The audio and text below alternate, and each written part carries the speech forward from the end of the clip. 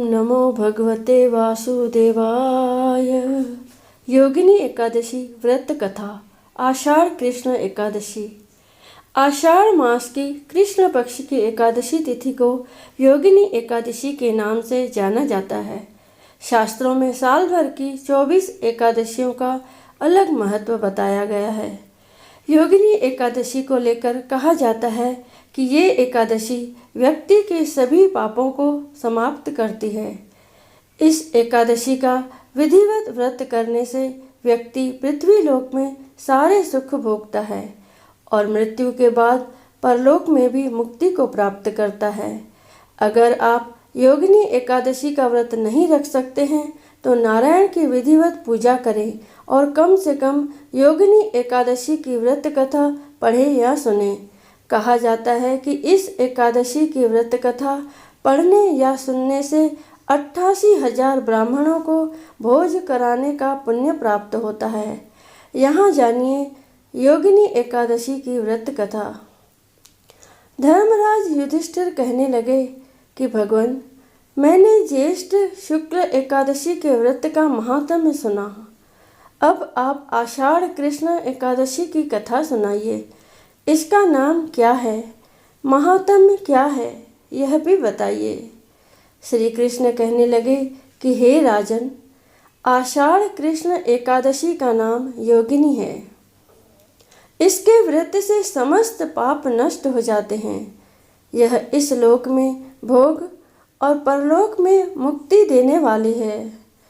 यह तीनों लोकों में प्रसिद्ध है। मैं तुमसे पुराणों में वर्णन हुई कथा कहता हूँ, ध्यान पूर्वक सुनो। कथा इस प्रकार है। स्वर्ग धाम की अलकापुरी नामक नगरी में कुबेर नाम का एक राजा रहता था। वह शिव भक्त था और प्रतिदिन शिव की पूजा किया करता था। हेम नाम का एक माली पूजन के लिए उसके यहाँ फूल लाया करता था। हेम की विशालाक्षी नाम की सुंदर स्त्री थी। एक दिन वह मानसरोवर से पुष्प तो ले आया, लेकिन कामासक्त होने के कारण वह अपनी स्त्री से हास्य विनोद तथा रमण करने लगा। इधर राजा उसकी दोपहर तक राह देखता रहा। अंत में राजा कुबेर ने सेवकों को आज्ञा दी कि तुम लोग जाकर माली के न आने का कारण पता करो, क्योंकि वह अभी तक पुष्प लेकर नहीं आया। सेवकों ने कहा कि महाराज, वह पापी अति कामी है, अपनी स्त्री के साथ हास्य विनोद और रमण कर रहा होगा। यह सुनकर कुबेर ने क्रोधित होकर उसे बुलाया। हेममाली राजा के भय से कांपता हुआ उपस्थित हुआ। राजा कुबेर ने क्रोध में आकर कहा, अरे पापी, नीच, कामी, तूने मेरे परम पूजनीय ईश्वरों के ईश्वर श्री शिवजी महाराज का अनादर किया है। इसलिए मैं तुझे शाप देता हूँ कि तू स्त्री का वियोग सहेगा और मृत्युलोक में जाकर कोढ़ी होगा। कुबेर के शाप से हेममाली का स्वर्ग से पतन हो गया और वह उसी क्षण पृथ्वी पर गिर गया।